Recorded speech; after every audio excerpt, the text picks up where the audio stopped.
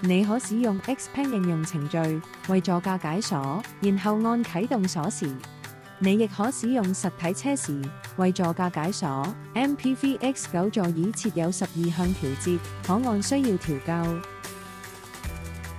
輕輕推前後，即可令座椅靠前或後。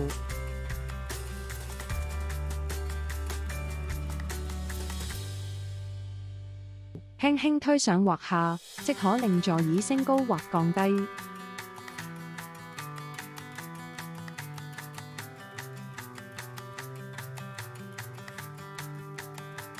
推前或後，即可令椅背靠前或後。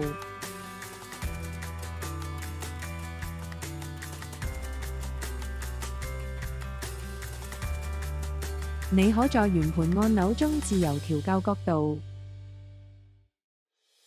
你可按個人需要手動調節軚盤的高低前後，先把軚盤下方的拉桿完全地往下推以解鎖。